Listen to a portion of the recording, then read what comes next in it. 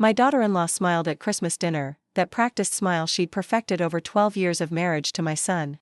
But something was wrong with the mashed potatoes she was reaching for. I had made sure of that. Today, I'm going to tell you something I never thought I would share. And if for even a second this feels familiar, I only ask that you like this video and subscribe. It will help me keep opening my heart. I am 73 years old, and I live alone in a cramped 2-bedroom apartment on the Upper West Side of Manhattan. The radiator clanks like an old ghost every morning at 5:30, and the walls are so thin I can hear Mrs. Rodriguez next door humming her morning prayers. My hands shake a little now when I pour my coffee, and my knees protest every time I climb those 3 flights of stairs to my front door. But my mind is sharp. Sharp enough to remember every slight, every dismissal, every moment when I realized I had become invisible to my own family. The apartment smells like years of loneliness mixed with the faint aroma of the lavender sachets I keep in my dresser drawers. They were a gift from my late mother, back when gifts meant something more than obligation. The windows face west, and in the evenings, when the Manhattan skyline catches fire with sunset, I often stand there wondering how I became this woman. This woman who gave everything and received so little in return. Christmas morning started like every morning for the past 5 years since Harold died. Silent. The coffee maker gurgled. The morning news droned about stock market fluctuations and Bitcoin prices that meant nothing to someone living on Social Security and a dwindling savings account. I dressed carefully that day, in the burgundy sweater my granddaughter Emma had given me 2 years ago for my birthday. At least, I thought she had given it to me. Later, I found the receipt in my daughter-in-law Sarah's purse, along with my own debit card information.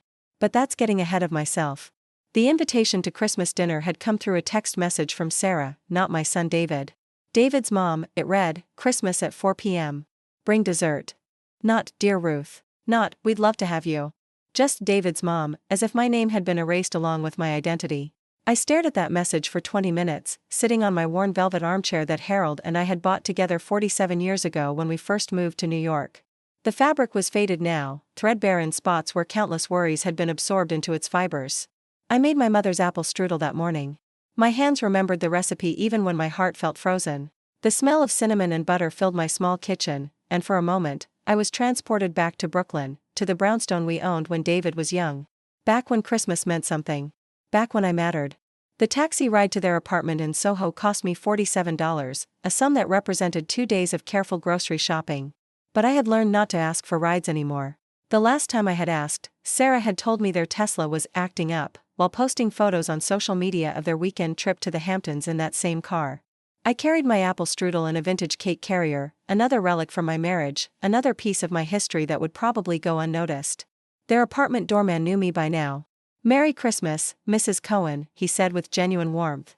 At least someone remembered my name. The elevator ride to the 15th floor gave me time to practice my smile, the one I had perfected over years of pretending everything was fine. The one that hid the fact that I often went days without speaking to another human being. Sarah opened the door wearing a cashmere sweater that cost more than my monthly medication expenses. Her smile was immediate and bright, the kind of smile that never reached her eyes. Ruth. You made it, she said, as if my attendance was somehow in question. Behind her, I could smell the expensive catering they had ordered, despite the fact that I had offered months ago to cook the entire meal myself. We wanted to keep things simple this year, Sarah had explained over the phone. Simple, but not cheap. Never cheap. David appeared behind her, my son who used to run to me when he scraped his knees, who used to call me Mama in his little boy voice. At 45, he looked older than his years, stress lines etched around his eyes from his demanding job in financial services. He managed investment portfolios worth millions of dollars, moved money around like chess pieces on a board, but he always seemed surprised when I mentioned that my own finances were getting tight. Hey, Ma, he said, kissing my cheek with the automated affection of someone fulfilling an obligation. I could smell his expensive cologne, the one that probably cost more than I spent on groceries in a month. How was the ride over? Fine, Ilid. I had learned that, fine, was the only acceptable answer to that question. Anything else made people uncomfortable. Emma and Jake, my grandchildren, were in the living room, both staring at their phones. Emma, 19 and studying at Columbia on the tuition money I had helped provide, barely looked up when I walked in. Jake, 16, grunted something that might have been a greeting. They were beautiful children, both of them, with Sarah's blonde hair and David's dark eyes. But they were strangers to me now, despite all the years I had spent babysitting them, despite all the nights I had held them when they were sick, despite all the birthday parties and school plays and soccer games where I was the only grandparent who showed up. The apartment itself was a monument to success. Floor-to-ceiling windows overlooked the Hudson River. The furniture was all gleaming white leather and glass, the kind of furniture that whispered, "Don't touch," in a language even children understood. Art hung on the walls, pieces I recognized from the galleries Sarah frequented, each probably worth more than my annual income. This was the life my sacrifices had helped build, the castle I had helped fund but was never truly welcome in. "Ruth, let me take that," Sarah said, reaching for my apple strudel. She held it like it might contaminate her pristine kitchen. "We have so much food already, but I'm sure we'll find room for it somewhere." Somewhere? Not at the center of the table where desserts traditionally belonged.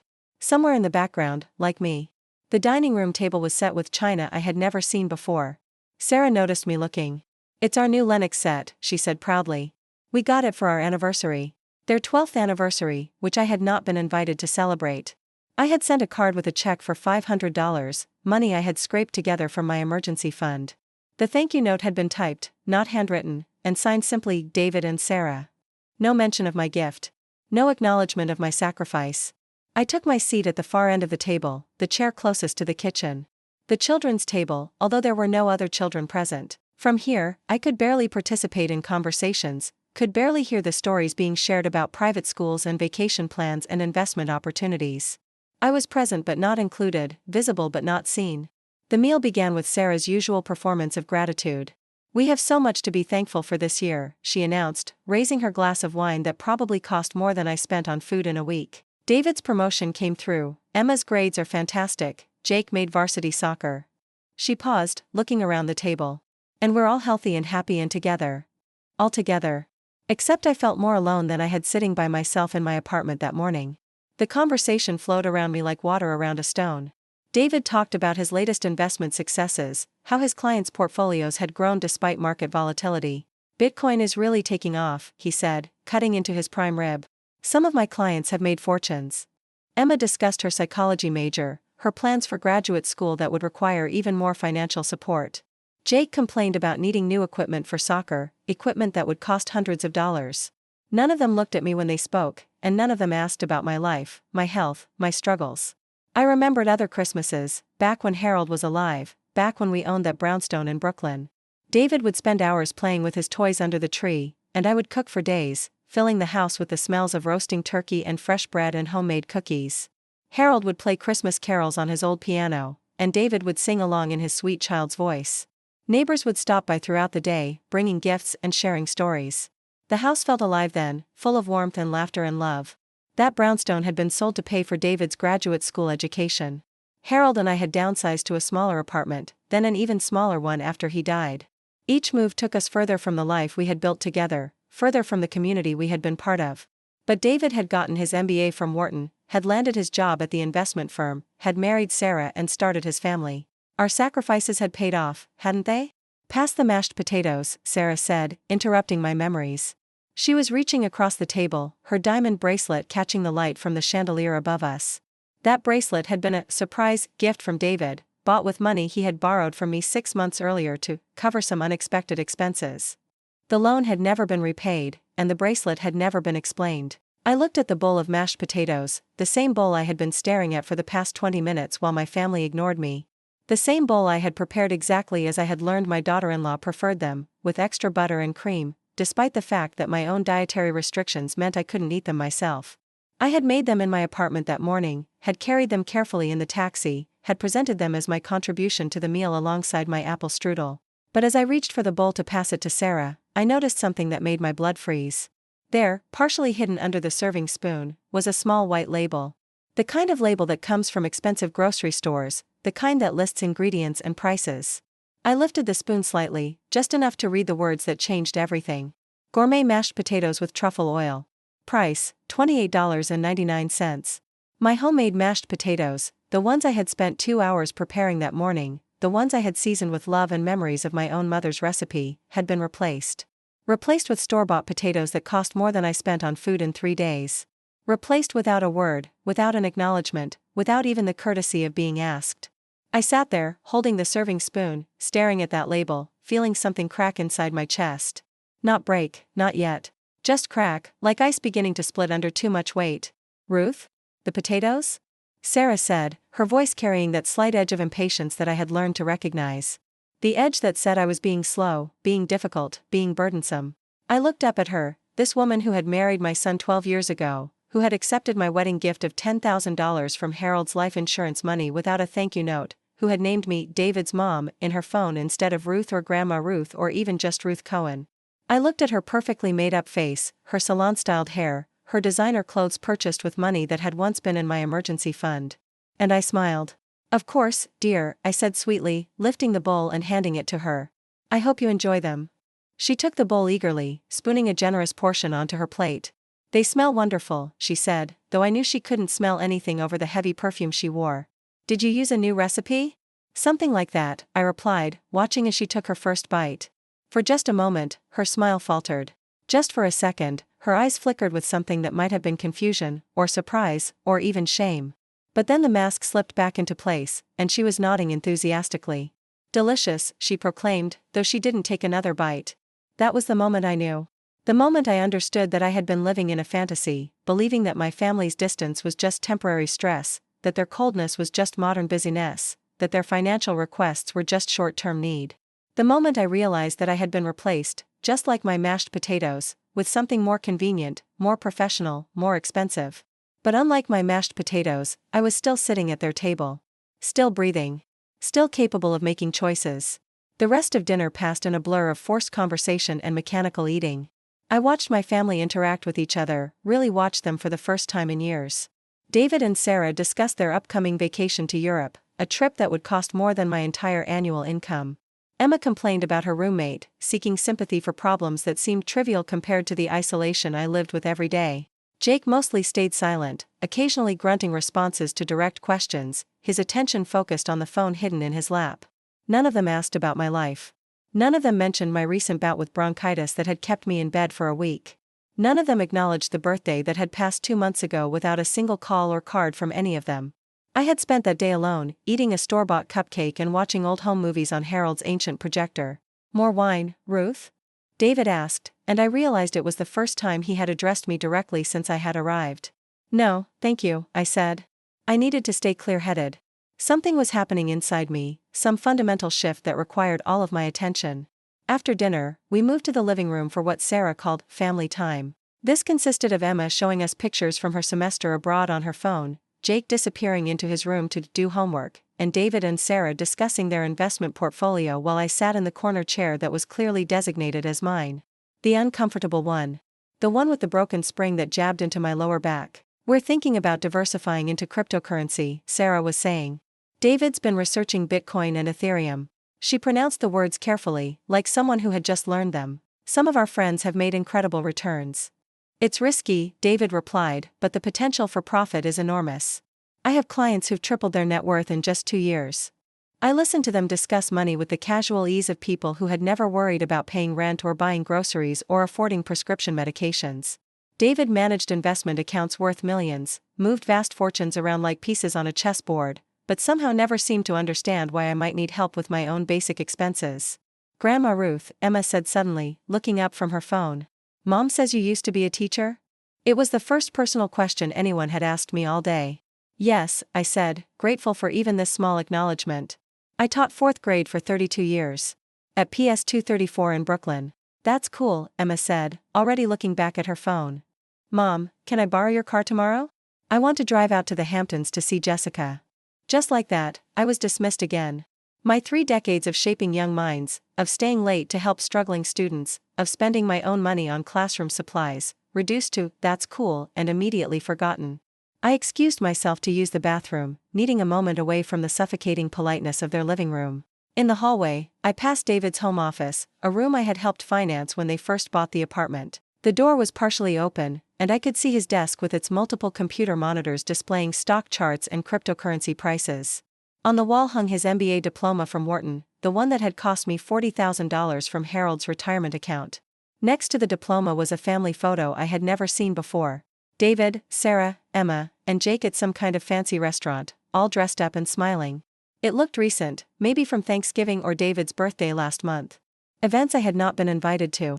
Events I had not even known were happening. I stood there in that hallway, looking at that photo, understanding finally and completely that I was not part of this family anymore. I was a financial resource to be tapped when needed, a convenient babysitter when regular childcare fell through, a prop to be displayed at major holidays to maintain the appearance of family togetherness. But I was not loved. I was not valued. I was not even really wanted. When I returned to the living room, the conversation had moved on to Jake's college plans. He was a junior in high school, and Sarah was already researching expensive private universities. NYU has an excellent business program, she was saying. And Columbia has that family legacy advantage. She glanced at me briefly. Since Emma's already there. Emma's tuition at Columbia was $28,000 per semester. I had contributed $10,000 to her freshman year, money I had saved for my own emergency medical fund. When I had mentioned to David that the withdrawal had left me financially vulnerable, he had patted my shoulder and said, "Don't worry, Ma. It's an investment in Emma's future." Emma's future. Not mine. At 73, apparently my future was no longer worth investing in. "We should probably start thinking about how to pay for Jake's college too," David said, and I saw him glance in my direction. The look was brief but unmistakable. The look of someone calculating my net worth, estimating how much more could be extracted before the well ran dry. I had $17,000 left in savings. $17,000 between me and complete destitution. Harold's life insurance money was long gone, spent on David's education and wedding and house down payment and the countless emergencies that had arisen over the years. My teacher's pension barely covered my rent and basic expenses. If something happened to me, if I got sick or needed long-term care, I would have nothing. But here was my family, successful and comfortable and surrounded by luxury, planning to dip into my emergency fund one more time. "Jake's a smart kid," I said quietly. "I'm sure he'll figure out how to pay for college." The room went silent. David looked surprised, as if he had never considered that I might not automatically offer to help. Sarah's smile became strained. "Well, of course," Sarah said carefully, "we'll apply for financial aid. But family support is always helpful." She paused, studying my face. "Most grandparents want to invest in their grandchildren's education." Most grandparents. The implication was clear. If I didn't contribute to Jake's college fund, I would be failing as a grandmother. Never mind that I had already contributed to Emma's education.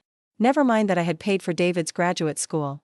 Never mind that I had given them everything I could give and more than I could afford.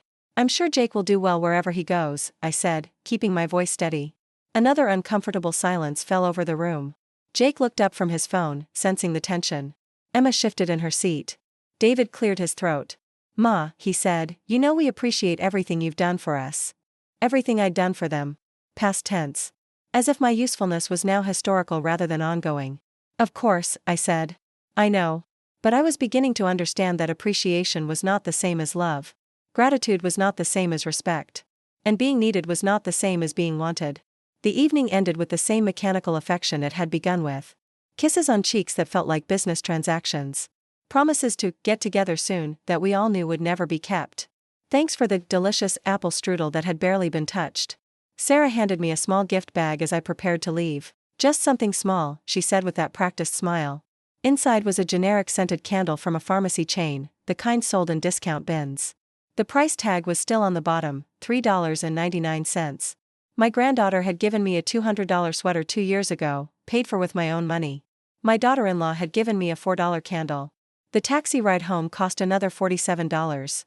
I sat in the back seat, watching the city lights blur past my window, holding that cheap candle in my lap like evidence of something I couldn't quite name yet. Back in my apartment, I sat in Harold's old chair and tried to understand what had just happened. The radiator clanked its familiar song. Mrs. Rodriguez was playing her evening telenovela too loud. The sounds of other people's lives filtered through the thin walls, reminding me that the world continued to turn even when my own world felt like it was cracking apart. I thought about the mashed potatoes. Such a small thing, really. Such a petty thing to be upset about. But it wasn't really about the potatoes, was it? It was about being erased. It was about having my contributions dismissed as inadequate and replaced with something store-bought and expensive. It was about the casual way my gift had been discarded, the thoughtless way my effort had been deemed insufficient. How many other things had been replaced without my knowledge? How many other lies had I been living? I got up and walked to my kitchen, to the refrigerator where I kept photos held by magnets Harold had collected during our travels together. Photos of David as a baby, chubby-cheeked and gap-toothed and full of joy. Photos of his wedding day, where I had walked him down the aisle because Harold was already too weak from cancer treatments. Photos of Emma and Jake as toddlers, before they learned to see me as just another fixture in their lives. When had it changed? When had love become transaction? When had family become performance? I pulled out my checkbook and looked at the register, at the long list of checks written to David and Sarah over the past 5 years. $7,000 for the down payment on Sarah's car. $3,000 for Emma's spring break trip. $1,500 for Jake's orthodontics. $5,000 for their kitchen renovation. $2,000 for David's 40th birthday party. $800 for Christmas gifts last year. $41,300 in 5 years. More than double what I had left in savings. Money I had given freely, happily, believing I was helping my family build their future. But they already had their future. David's salary was 6 figures. Sarah's part-time work at the art gallery paid well enough to afford designer clothes and expensive dinners. They owned their apartment outright, drove luxury cars, took European vacations. They didn't need my money. They wanted it. There's a difference. I sat at my kitchen table until well past midnight, going through old bank statements, adding up the years of gifts and loans and contributions. The numbers told a story I had been refusing to read. The story of a woman who had bought her family's attention with money she couldn't afford to give. The story of a grandmother who had been valued not for who she was, but for what she could provide. The story of someone who had been systematically impoverished by the people who claimed to love her. When I finally went to bed that night, I lay awake listening to the sounds of the city outside my window. Sirens and car horns and the distant rumble of the subway. The sounds of 8 million people living their lives, most of them just as alone as I was, most of them just as invisible. But for the first time in years, I didn't feel sorry for myself. I felt something else. Something harder and cleaner and more dangerous. I felt angry. The next morning, I woke up with a clarity I hadn't experienced since Harold died. I made my coffee, read the newspaper, and did something I hadn't done in months. I looked at myself in the bathroom mirror and really saw the woman looking back. 73 years old. Gray hair that needed cutting. Brown eyes that had seen too much disappointment. Wrinkles that mapped a lifetime of laughter and sorrow and worry. I was not beautiful anymore, if I ever had been. But I was not dead. I was not finished. I was not disposable. I called David at work. His secretary answered with professional politeness. Cohen Investment Services, how may I help you? This is Ruth Cohen, David's mother. I need to speak with him, please. One moment. I waited, listening to the classical music they played for people on hold. Music that probably cost more to license than I spent on entertainment in a year. Ma? Is everything okay? David's voice was rushed, distracted. I'm in the middle of a client presentation. I need to speak with you, I said calmly. Can it wait? I'm really swamped today. The market's been volatile and I have 3 meetings before lunch. No, I said. It cannot wait. Something in my tone must have caught his attention. Okay. What's wrong? I know about the mashed potatoes, David. Silence on the other end of the line. Ma, I don't know what you're talking about. The store-bought mashed potatoes Sarah served yesterday. The ones that replaced the ones I made and brought to dinner. The ones that cost $30. More silence. Ma, you're being paranoid. Sarah used your recipe, just like always. But his voice had changed. The rushed distraction was gone, replaced by something careful and defensive. David, I said quietly, I saw the price tag. The silence stretched long enough that I wondered if he had hung up. But finally, he sighed. Look, Ma, Sarah was just trying to make sure everything was perfect for Christmas. She didn't want to hurt your feelings, so she used your potatoes as a guide and then made her own batch to supplement. There were going to be 8 people for dinner. There were 5 people for dinner, David. And she threw away my potatoes and used only the store-bought ones. How do you know what she did with your potatoes? Because I asked Mrs. Rodriguez to help me carry some things to your apartment yesterday morning. She saw Sarah's grocery delivery from Dean and DeLuca. She saw the mashed potato container in the trash when she used your bathroom. I hadn't asked Mrs. Rodriguez to help me carry anything, and she hadn't been to David's apartment. But David didn't know Mrs. Rodriguez, and he couldn't contradict a story that exposed his wife's deception. Ma, you're making this into something it's not. Sarah was just trying to make sure the meal was nice. By lying to me? By throwing away my gift and replacing it with something expensive. It wasn't a lie. It was just practical. Practical. Like replacing an inconvenient grandmother with a more reliable financial resource. David, I've been thinking about our conversation yesterday. About Jake's college expenses. I could hear him shifting in his chair, probably closing his office door so his colleagues wouldn't overhear. What about it? I won't be contributing to his college fund. The words hung in the air between us like a challenge thrown down on ancient battleground. Ma, you don't mean that. You helped with Emma's education. It wouldn't be fair to treat Jake differently. You're right, I said. It wouldn't be fair. So I'll be asking Emma to start repaying the $10,000 I gave her for freshman year. What? Ma, you can't be serious.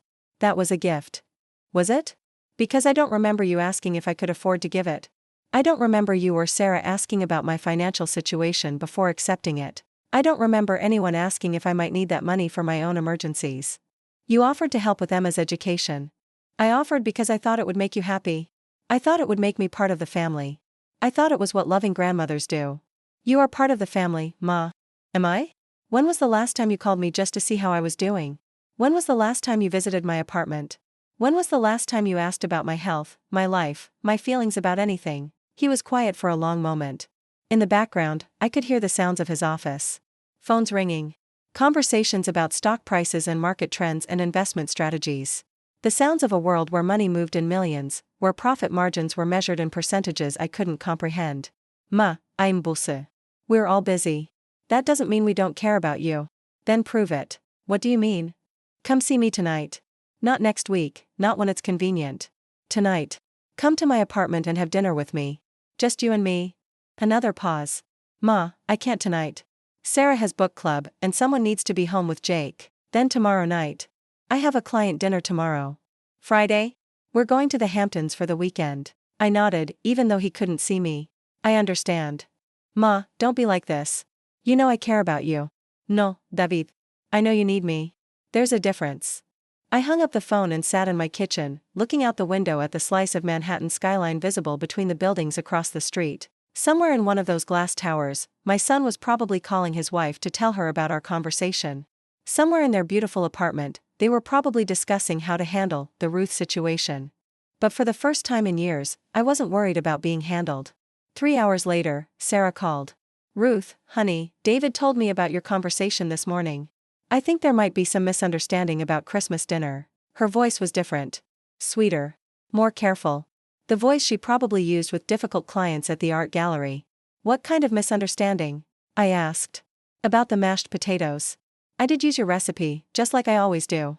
I made a double batch because I was worried there wouldn't be enough, and I used a different serving bowl. Maybe that's what made them seem different? Sarah, I saw the price tag from Dean and DeLuca. Silence. I saw the container in your trash can. More silence.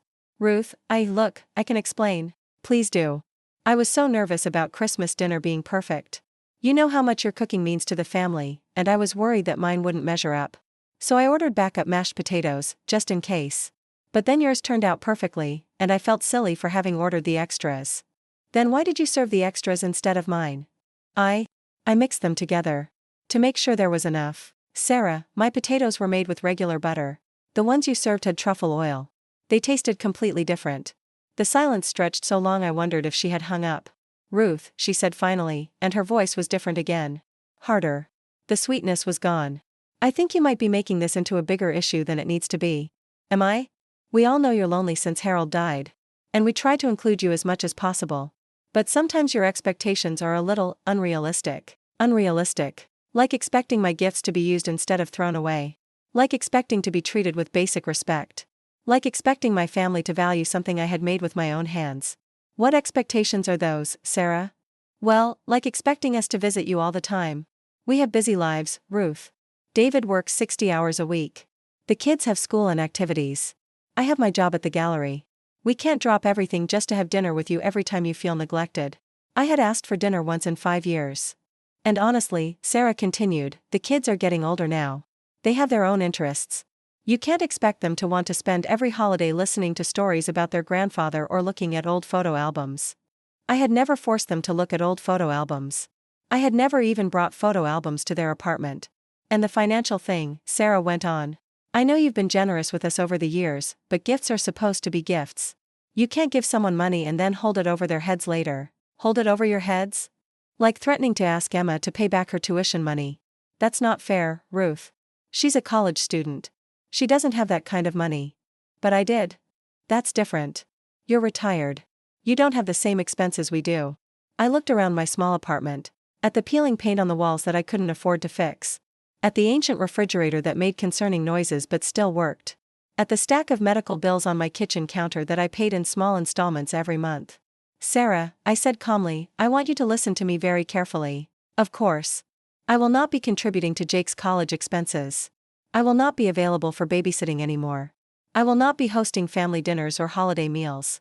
And I will not be giving any more financial gifts to anyone. Ruth, you're upset about the potatoes, but this seems like an overreaction. This isn't about potatoes. This is about respect. This is about being valued for who I am, not what I can provide. We do value you. No, you don't. You value my bank account. You value my availability as free childcare. You value my presence as a prop for your idea of what a family should look like. But you don't value me. That's not true. When was the last time any of you asked about my life? My health? My feelings? My interests? When was the last time any of you called just to talk, not because you needed something? Sarah was quiet. When was the last time you included me in family plans instead of just informing me about them after the fact? When was the last time you asked what I wanted to do for my birthday instead of just letting it pass unnoticed? Still quiet. When was the last time any of you treated me like a person instead of an obligation? Ruth, I think you're being unfair. Am I? Then prove me wrong. Come have dinner with me this week. Just you and me. No agenda, no requests for money, no discussion of your problems or needs. Just two women getting to know each other. I don't think David would be comfortable with that. Why not? He might think we were talking about him. Talking about him how? You know. About family stuff, private stuff. I understood then. David had told her not to get too close to me. Not to risk developing a relationship that might interfere with their access to my resources. I was to be kept at a distance, manageable and predictable and useful. Sarah, I said, I need you to understand something. The woman you've been dealing with for the past 12 years, the woman who said yes to every request and smiled at every slight and pretended not to notice being treated like a second-class citizen in my own son's life, that woman is gone. Ruth, you're scaring me. Good. You should be scared. Because from now on, I'm going to be a different kind of grandmother. The kind who expects to be treated with respect. The kind who values herself enough to say no. The kind who won't buy love anymore. I hung up the phone and immediately called my bank. I'd like to put a hold on my savings account, I told the customer service representative. No withdrawals over $50 without approval from me in person. Is there a problem with your account, Mrs. Cohen? No problem. I just want to make sure my money stays where it belongs. That evening, David came to see me without calling first. I heard his footsteps on the stairs, the familiar rhythm of someone who had climbed these steps thousands of times as a child visiting his grandmother in the same building. But that grandmother had died 20 years ago, and her apartment had been rented to Mrs. Martinez, and now David climbed these stairs only when there was something he wanted. He knocked softly, the way he used to when he was little and afraid I might be napping. It's open, I called. He came in looking like someone who had prepared for a difficult business negotiation. His expression was serious, controlled, professional. This was not my little boy coming to see his mother. This was an investor trying to salvage a failing deal. Ma, we need to talk. Yes, we do. He sat on Harold's old chair without being invited, a presumption that would have been unthinkable when Harold was alive. But Harold had been dead for 5 years, and David had forgotten the manners we had taught him. Sarah's upset, he said. I imagine she is. She thinks you're angry about Christmas dinner. I'm not angry about Christmas dinner, David. I'm angry about the last 5 years of my life. What does that mean? I got up and went to my kitchen table, where I had laid out the bank statements and canceled checks and financial records I had been reviewing. It means I've been doing some math. I handed him a calculator and a legal pad where I had written down the figures. $41,300, I said. That's how much I've given your family since your father died. Not including Christmas and birthday gifts. Not including the babysitting and dinners and errands. Just direct financial contributions. He looked at the numbers without expression. Ma, these were gifts. We never asked you to keep track. You're right. You never asked me to keep track. You also never asked if I could afford to give so much. You never asked what impact these gifts were having on my own financial security. You always said you were happy to help. I was happy to help. I thought I was investing in my family. I thought I was ensuring that I would always have a place in your lives. You do have a place in our lives.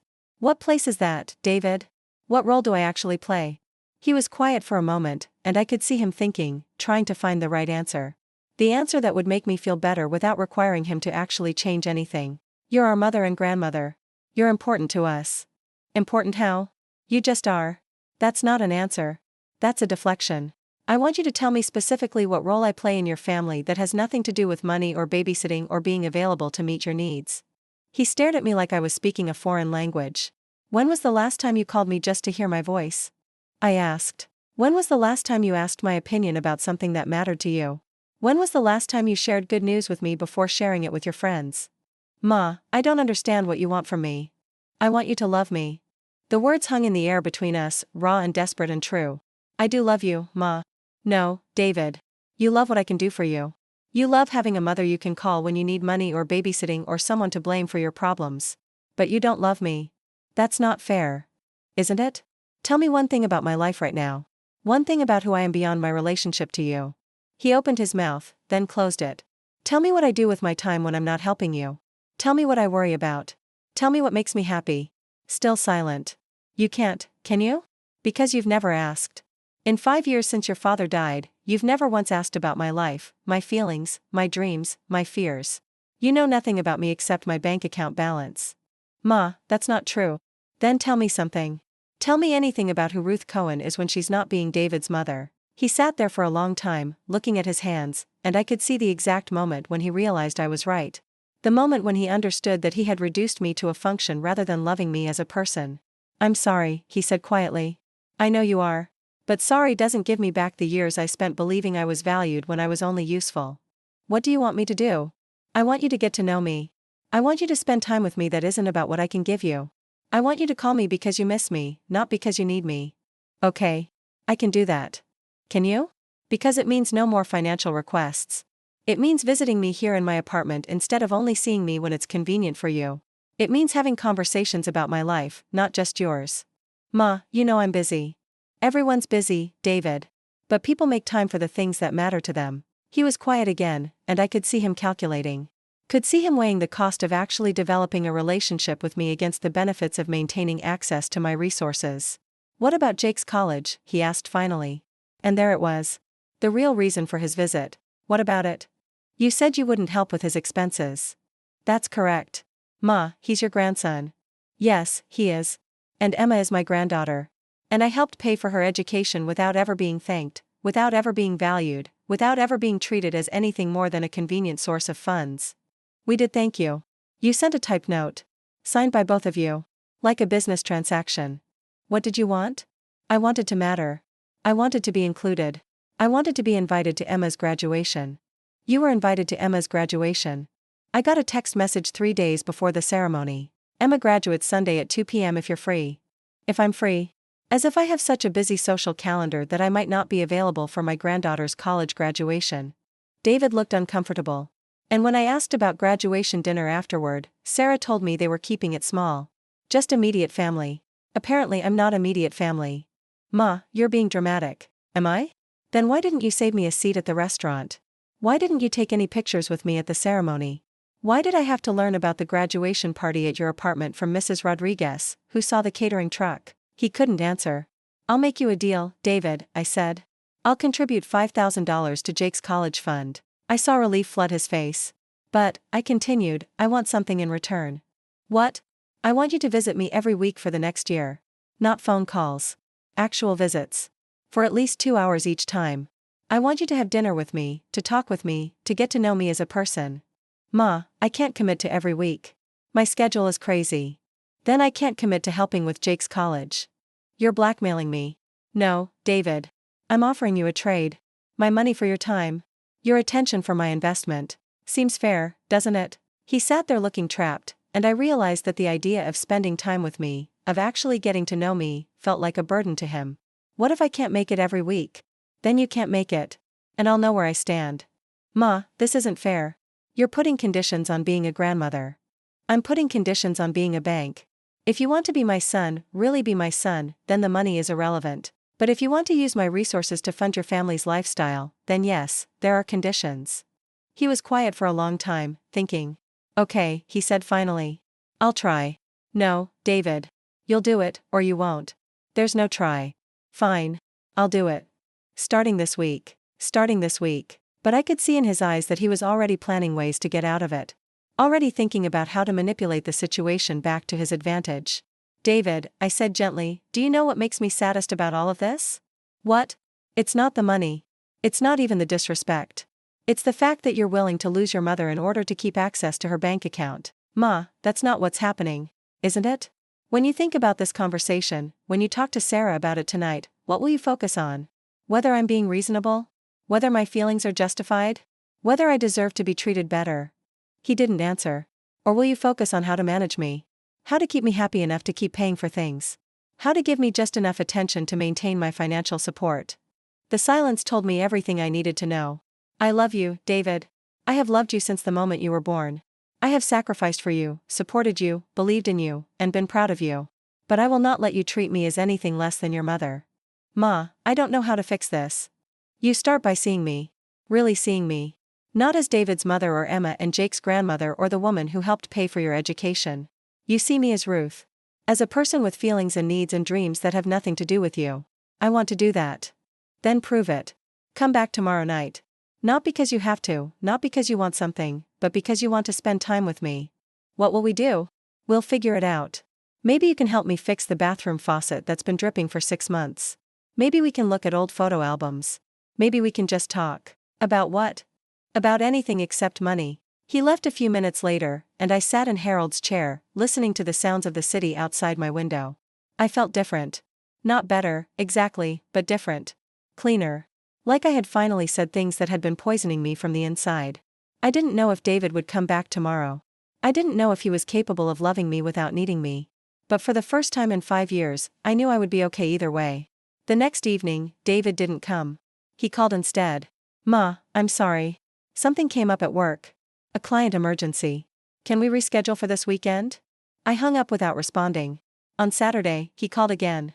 Ma, I know you're upset. Sarah and I talked, and we want to take you to brunch tomorrow. Somewhere nice. We can all talk this through. Sarah and I. We can all talk. As if this was a group negotiation instead of a relationship between a mother and son. No thank you, I said. Ma, you're being unreasonable. I'm being clear. I told you what I needed. You chose not to provide it. That's fine. But don't pretend this is about my unreasonableness. I had a work emergency. You had a choice. You chose work over your mother. Ma, be realistic. I can't just drop everything when you call. I didn't call you, David. You made a commitment to visit me, and you broke it. It was one time. It was the first time. And it told me everything I need to know about how much this relationship matters to you. Fine. I'll come over tonight. No. What do you mean, no? I mean the offer is withdrawn. I'm not interested in spending time with someone who sees me as a burden. Ma, you're my mother. Of course I want to spend time with you. Then why does it feel like punishment to you? He was quiet. David, I want you to think carefully about your answer to this question. If I had no money, if I couldn't help you financially, if I couldn't babysit or cook or provide any services, would you still want me in your life? Ma, that's a terrible question. It's a fair question. And your inability to answer it tells me everything I need to know. I hung up the phone and did something I hadn't done in years. I unplugged it from the wall. For the next 3 days, I existed in a silence I had almost forgotten was possible. No phone calls demanding my attention. No requests for money or time or energy. No one asking me to be anything other than who I was. I read books I had been meaning to read for years. I took baths in the middle of the afternoon. I walked through Central Park and fed pigeons and watched children play on playgrounds where I had once pushed my son on swings. On Tuesday, Mrs. Rodriguez knocked on my door with a pot of soup and a concerned expression. Mija, are you okay? I see your son yesterday, waiting in the hallway. He says you don't answer your door. I'm fine, Mrs. Rodriguez. Just taking some time to myself. He looks worried. Maybe you should talk to him? Maybe he should learn to worry about me when he doesn't need something from me. She studied my face with the wisdom of someone who had raised 7 children and buried 2 husbands. Ah, she said. Is like that, eh? Yes. It's like that. You know what my mother used to say? A child who only loves you when you're useful is not loving you. Is loving what you do. Your mother was a wise woman. See. She also say, sometimes you have to stop being useful before they learn to love you. That afternoon, I did something I had been putting off for months. I called a financial advisor, someone who had no connection to David's investment firm. Mrs. Cohen, I've reviewed your portfolio, and I have some recommendations. I'm listening. First, your savings account is earning almost nothing in interest. We could move some of that into a retirement fund that would provide better returns. What about access? What if I need the money for emergencies? We'd maintain an emergency fund, but the rest could be working for you instead of just sitting in savings. And no one else would have access to these accounts? Not unless you specifically authorize it. Everything would be in your name only. For the first time in years, I was making financial decisions based on my own needs instead of my family's expectations. That evening, I plugged my phone back in. Within minutes, it rang. Ma, thank God. I've been worried sick. Why weren't you answering your phone? Hello, David. I came by yesterday, but you didn't answer the door. Are you okay? I'm fine. I just needed some quiet time. Ma, we need to talk. Sarah thinks maybe you should see someone. See someone? Like a counselor. Someone to talk to about what you're going through. I almost laughed. After years of being ignored and dismissed and taken for granted, now they thought I needed professional help because I had finally stood up for myself. What do you think I'm going through, David? I think you're having trouble adjusting to being alone. I think maybe you're depressed or something. Or something. Ma, don't be sarcastic. I'm trying to help. Are you? Or are you trying to find a way to make my behavior more convenient for you? That's not fair. Since when do you care about fair, David? He was quiet for a moment. Look, Ma, I know I haven't been the best son lately. I know I've been distracted with work and the kids and everything. But I want to do better. Okay. Okay? Okay. Do better. I will. Starting now. What do you want me to do? I want you to tell me why you want to do better. Because you're my mother. That's not an answer. That's a category. Why do you want a relationship with me specifically? Ma, I don't understand what you're asking. I'm asking you to tell me what you value about me as a person. Not as your mother, not as Emma and Jake's grandmother, not as someone who can help you financially. What do you value about Ruth Cohen as an individual human being? The silence stretched so long I wondered if the phone had disconnected.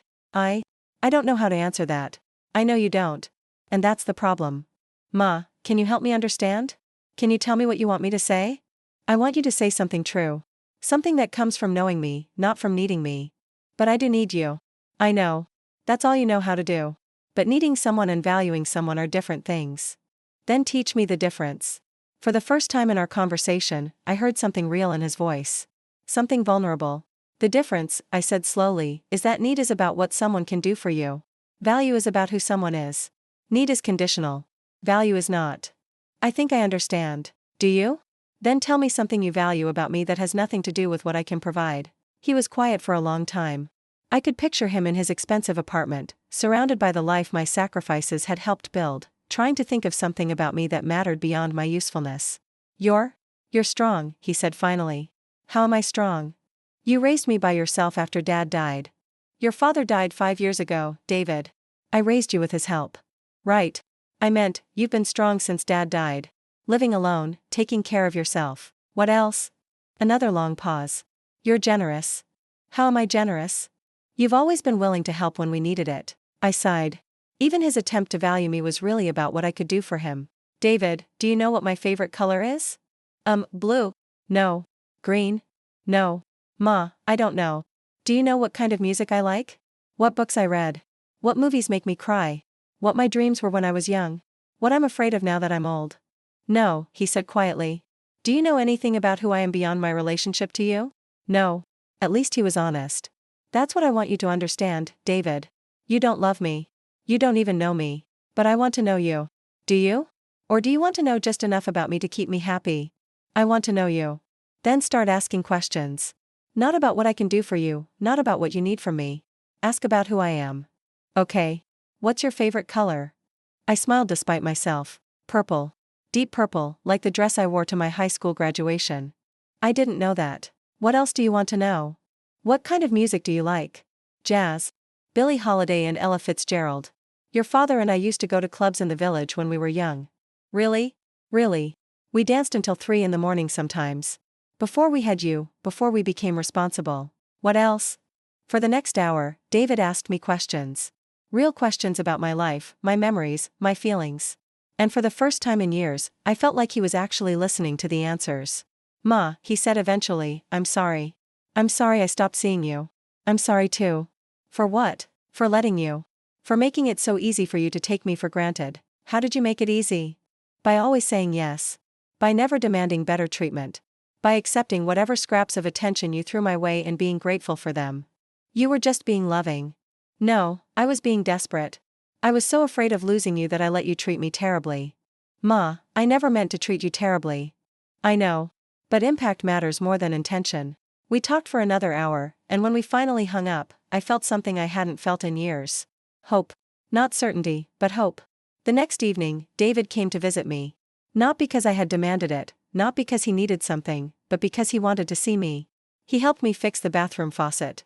We looked through old photo albums, and I told him stories about his childhood that he had forgotten. We ordered Chinese food and ate it on TV trays while watching an old movie. It wasn't perfect. There were still awkward moments, still the remnants of years of dysfunction between us. But it was a beginning. Over the next few months, David started visiting regularly.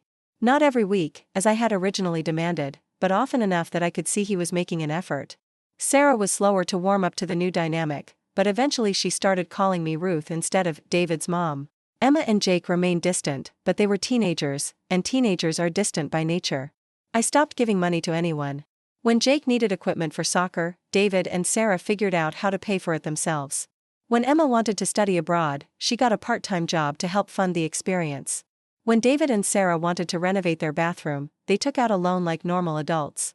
And something interesting happened. Without the financial pressure, our relationships began to change. Emma started calling me occasionally, just to chat. Jake asked for help with his history homework, and we spent an afternoon talking about World War II, which I had lived through as a child. Sarah and I never became close, but we developed a respectful distance. She stopped treating me like an inconvenience, and I stopped expecting her to treat me like family. But the biggest change was in David. Without the crutch of my financial support, he was forced to actually develop a relationship with me. And somewhere in that process, he realized that he genuinely enjoyed my company. "Ma," he said one evening as we were having dinner in my apartment, "I want to ask you something." "What? Do you forgive me?" "For what?" "For all of it. For taking you for granted. For not seeing you. For treating you like a bank instead of a person." I looked at my son, this middle-aged man who was finally learning to see his mother as a human being, and I felt something release in my chest. "Yes," I said. "I forgive you." "Thank you. But David, forgiveness doesn't mean forgetting. And it doesn't mean going back to the way things were." "I know. I don't want to go back to the way things were." "Good. Because I won't." "I know. And I'm glad." We sat in comfortable silence for a while, eating my homemade soup and watching the sun set over Manhattan through my small kitchen window. "Ma," David said eventually, "what did you do with all the money you saved by not helping us anymore?" I smiled. "I bought myself something I'd been wanting for years." "What?" "A trip to Paris. I leave next month." His eyes widened. "By yourself?" "With Mrs. Rodriguez. She's never been to Europe either." "Ma, that's wonderful." And it was. It was wonderful to have something to look forward to that had nothing to do with anyone else's needs or expectations. It was wonderful to spend money on myself without feeling guilty. It was wonderful to plan an adventure at 73 years old. The trip to Paris was everything I had dreamed it would be. Mrs. Rodriguez and I wandered through museums and cafes, took pictures in front of the Eiffel Tower, and laughed like schoolgirls at the French men who flirted with us despite our age. When I came back, I was different. Not just because I had traveled, but because I had proven to myself that I could still have new experiences, still make new memories, still find joy in my own life. David noticed the change immediately. "Ma, you look happy." "I am happy." "It's good to see you happy." "It's good to be happy." Over the following year, I continued to build a life that was about me, not about what I could do for others. I joined a book club at the local library. I started taking watercolor classes at the community center. I reconnected with old friends from my teaching days. And slowly, carefully, I began to rebuild relationships with my family on my own terms. Not as the woman who said yes to everything, not as the endless source of financial support, but as Ruth Cohen, a person worthy of respect and love simply because she existed. The transformation wasn't instant, and it wasn't always easy. There were setbacks and arguments and moments when I questioned whether I had been too harsh. But every time I was tempted to go back to the old patterns, I remembered that Christmas dinner and the mashed potatoes and the look on Sarah's face when she realized I knew what she had done. I had spent years buying love that wasn't really love. I had spent years accepting scraps of attention and being grateful for them. I had spent years making myself smaller and smaller until I almost disappeared entirely. But I had not disappeared. I had survived. And in surviving, I had learned something precious and terrible and true, that love cannot be purchased, respect cannot be demanded, and family is not defined by blood but by behavior. Now, 2 years later, I sit in my same small apartment on the Upper West Side, but everything is different. The walls have been painted a warm yellow, the color of sunflowers and hope. New curtains frame the windows, and plants fill the windowsills with green life. The radiator still clanks every morning, but now it sounds less like a complaint and more like a greeting. David visits regularly, not because he has to but because he wants to. We have developed our own rituals, Sunday dinners where we cook together, walks through Central Park where we talk about everything and nothing, quiet evenings where we watch old movies and remember Harold together. Sarah and I maintain a cordial relationship. She will never love me, and I no longer need her to. But she respects me now, and that is enough. Emma calls me occasionally to talk about her classes and her boyfriends and her plans for the future. Jake still grunts more than he talks, but sometimes he asks me questions about what life was like when I was young, and I can see him actually listening to the answers. Mrs. Rodriguez has become my closest friend, and together we have taken 3 more trips, to California to see the redwoods, to Florida to visit her sister, and to Maine to eat lobster and watch the sunrise over the Atlantic. I have learned to paint watercolor landscapes that capture something beautiful about the world. I have read books that expanded my mind and challenged my assumptions. I have made new friends who know me as Ruth, not as someone's mother or grandmother. My bank account is smaller than it was 2 years ago, but my life is infinitely richer. I still live alone, but I am no longer lonely. I still miss Harold every day, but I no longer feel like I died with him. I am 75 years old, and I am finally learning how to live. Last month, Jake asked me to help him with a school project about family history. We spent an afternoon going through old photographs and documents, and he listened with genuine interest as I told him stories about his great-grandparents and their journey from Eastern Europe to America. "Grandma," he said as we were putting the materials away, "I never knew you had such an interesting life." "I'm still having an interesting life," I replied. And it's true. My life is interesting now in ways it never was when I was focused solely on serving others. I am interesting in ways I never was when I defined myself only in relationship to other people. The other day, David asked me what I had learned from all of this. What wisdom I might share with other people who find themselves in similar situations. I thought about it for a long time before answering. I learned that love is not the same as need, I said. I learned that family relationships, like all relationships, must be based on mutual respect to be healthy. I learned that generosity without boundaries becomes enabling, and that helping others should never come at the cost of destroying yourself. What else? I learned that it's never too late to start over. It's never too late to demand better treatment. It's never too late to discover who you are beyond your relationships to other people.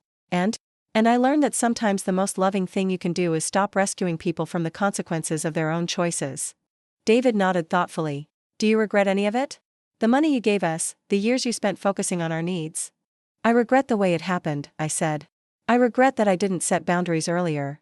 I regret that I taught you to see me as a resource instead of a person. But I don't regret loving you. I don't regret wanting to help. I just wish I had learned how to help in healthier ways. What would you have done differently? I would have said no sometimes. I would have asked for what I needed instead of always focusing on what you needed. I would have maintained my own life, my own interests, my own sense of self. Would you have given us less money? I would have given money as true gifts, with no strings attached and no expectations of gratitude. Or I would have said no entirely. But I wouldn't have given money and then felt hurt when it wasn't appreciated enough. What about families going through this now? What would you tell them? I thought about all the people out there, especially older adults, who might be recognizing themselves in my story. All the parents and grandparents who have been reduced to functions instead of seen as people. All the people who have been buying love and acceptance with money they can't afford to give. I would tell them that they deserve better, I said. I would tell them that love should not be conditional on what you can provide. I would tell them that it's never too late to change the dynamic, even if it means risking relationships that aren't really healthy anyway. What if they're afraid of being alone? I would tell them that being alone is better than being with people who don't truly see you or value you. I would tell them that loneliness and solitude is temporary, but loneliness in toxic relationships is permanent. As I finish telling you this story, I want you to know that I am not bitter. I am not angry. I am not filled with regret. I am grateful. Grateful that I finally learned to value myself. Grateful that I discovered it was possible to change patterns that had seemed permanent. Grateful that I found the courage to demand better treatment, even when it meant risking everything. Grateful that my son learned to love me not for what I could give him, but for who I am. And grateful that I am still here, still learning, still growing, still discovering new things about myself at an age when many people think growth is finished. If any part of this story sounds familiar to you, if you have found yourself nodding along or feeling that painful recognition of your own experiences, I want you to know that you are not alone. And you are not powerless. You deserve to be loved for who you are, not what you can provide. You deserve to be respected and valued and seen as a complete person with your own needs and dreams and worth. You deserve relationships that nourish you instead of depleting you. And it is never, ever too late to start demanding better. The mashed potatoes were just the beginning. The beginning of learning to see clearly, to value myself, to refuse to accept crumbs when I deserved a feast. What will your beginning look like? Have you ever experienced something like this in your own life? Have you ever felt invisible in your own family, or found yourself wondering if you're loved for who you are or what you can provide?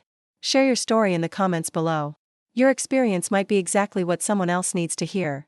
And if this story spoke to you, if it helped you feel less alone or gave you courage to make changes in your own life, please like this video and subscribe to my channel.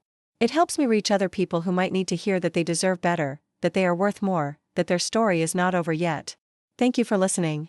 Thank you for caring. And thank you for believing that people like us, at any age, deserve to be loved and valued and seen.